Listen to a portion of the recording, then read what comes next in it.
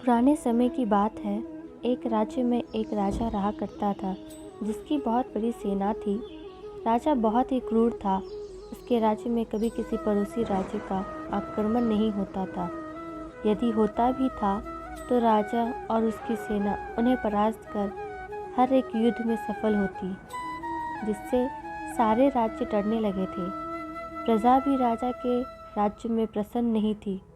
राजा नास्तिक व भोग विलास में लीन रहता था।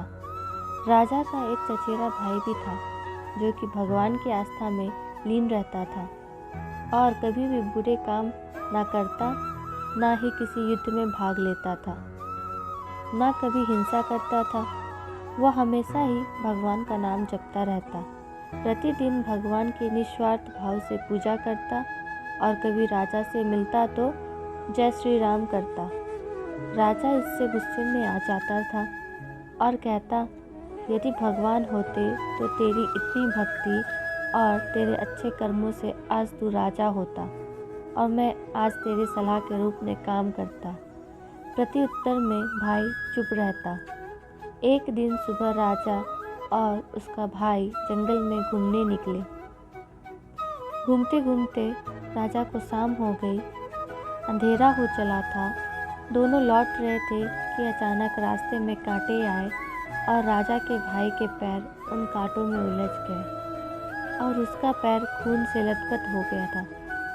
राजा उसे घोड़े पर बिठा स्वयं पैदल चलने लगता है। तभी थोड़े दूर चलने पर राजा को सोने की ईंट मिलती है। उसे देखते ही राजा उसे उठाता है और अपने भाई से कहता है, देख तेरी भक्ति, तुझे इतनी भक्ति के बदले कांटे मिले और मुझे सोना। दोनों महल वापस आते हैं। जैसे ही महल आते हैं, राजा का भाई मंदिर जाता है और भगवान के सामने खड़ा होकर बोलता है, हे भगवान, मैंने आज तक यदि सच्चे भाव से आपकी सेवा भक्ति की है तो आप मुझे दर्शन दें।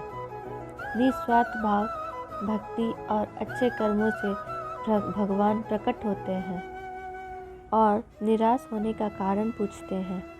तब राजा का भाई कहता है, हे भगवान, ये कैसा न्याय है? जो क्रूर है, सभी पर अत्याचार करता है, भोग विलास में सदैव लीन रहता है, सदैव बुरे कर्म करता है, उसके साथ हमेशा अच्छा और मेरे साथ बुरा क्यों?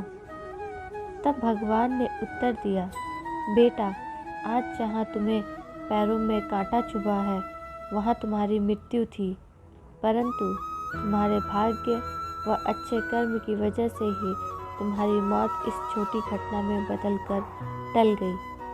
और जहाँ तुम्हारे भाई राजा को सोने की ईंट प्राप्त हुई है, वहाँ उसके भाग्य में एक नया सोने का महल था, परंतु उसके बुरे कर्मों की वजह से उसे महल की जगह एक सोने की ईंट में संतुष्ट होना पड़ा।